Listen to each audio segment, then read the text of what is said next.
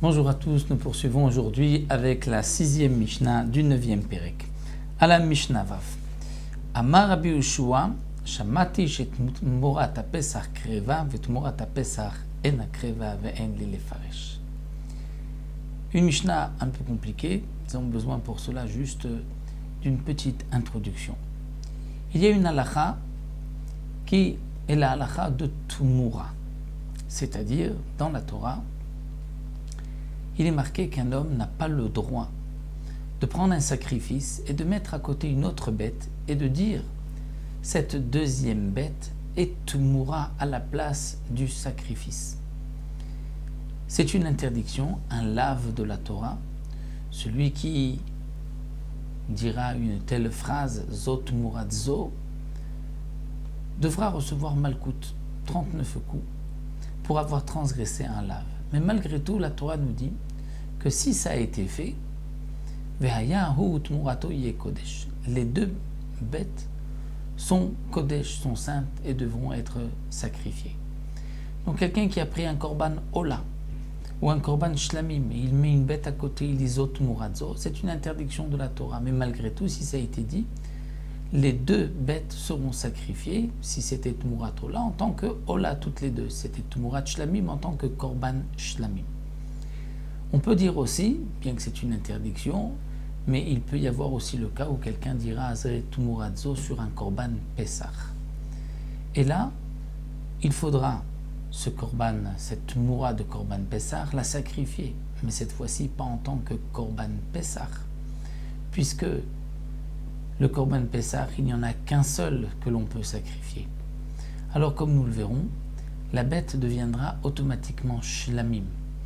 Parce qu'il y a une halakha qu'un Korban Pesach, après son temps, devient Korban shlamim. C'est-à-dire que si on a sanctifié une bête pour le Korban Pesach, et que Pesach est passé et qu'on n'a pas sacrifié cette bête, elle deviendra shlamim.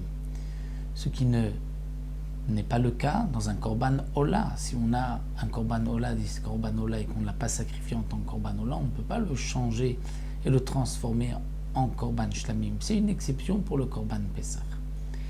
Ici, Rabbi Yehoshua vient nous dire, Amar Rabbi Yehoshua Shamati, j'ai entendu de mes maîtres, chez Tmurat haPesach kreva, que la Tmura, donc la bête qui vient à la place du korban pesach, pourra elle-même être sacrifiée en tant que shlamim après pesach.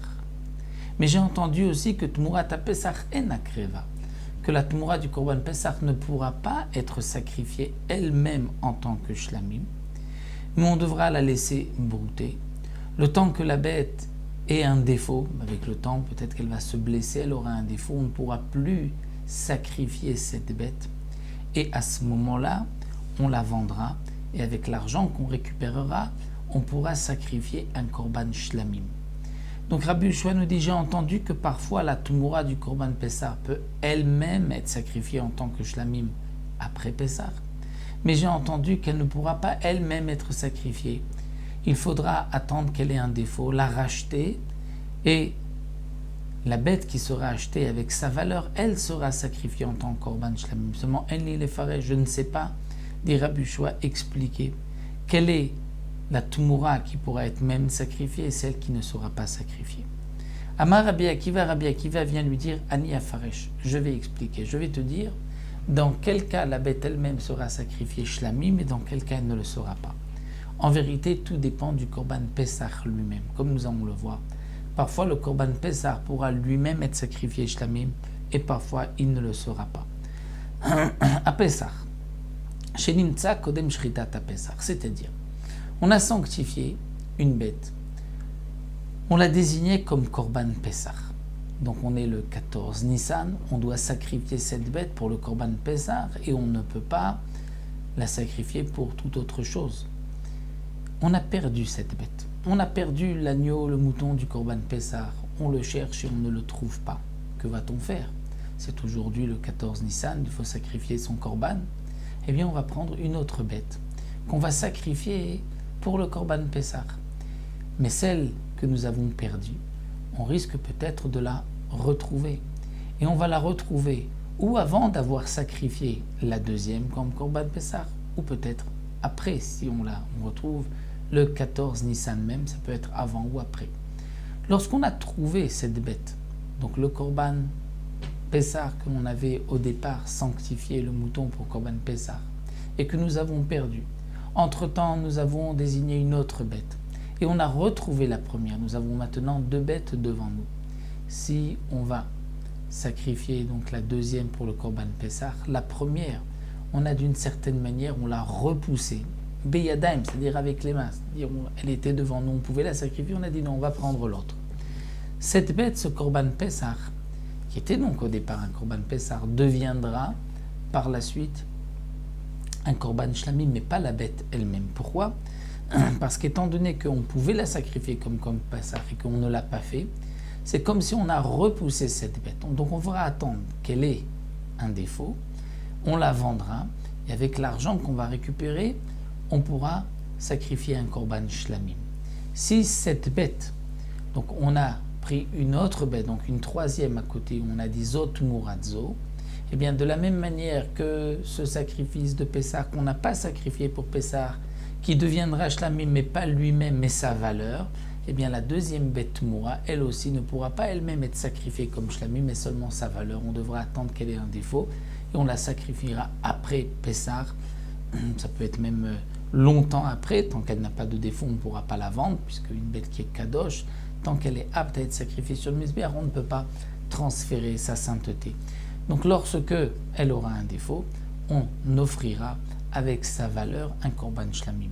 Ça c'est dans le cas donc où on a trouvé le Korban Pessah avant d'avoir sacrifié un autre Korban. Mais si on l'a trouvé après, donc au moment de la Shrita, je n'avais qu'une seule bête, la première je l'ai perdue.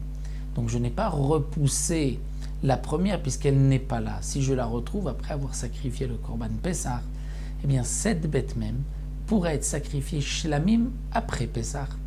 Donc si on a pris une troisième bête, on a dit Zot Muradzo, elle vient à la place de celle-ci, c'est vrai qu'on n'avait pas le droit, comme nous l'avons expliqué, de dire Tumura, mais si ça a été fait, eh bien cette bête pourra elle aussi être sacrifiée comme Shlamim, étant donné que le Korban Pessah qui est devenu Shlamim allait être lui-même Shlamim, donc sa Tumura sera elle-même Shlamim et pas seulement sa valeur.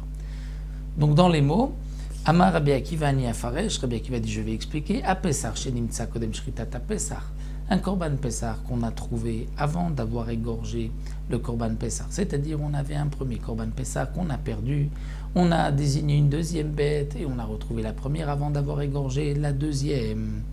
Eh bien, Yirachi Staev, à ce moment-là, la Tumura, donc pas seulement le Korban Pessah, donc le Korban Pessah lui-même, le premier, Yiré, on le laissera paître jusqu'à ce qu'il ait un défaut, Veimacher, il sera vendu.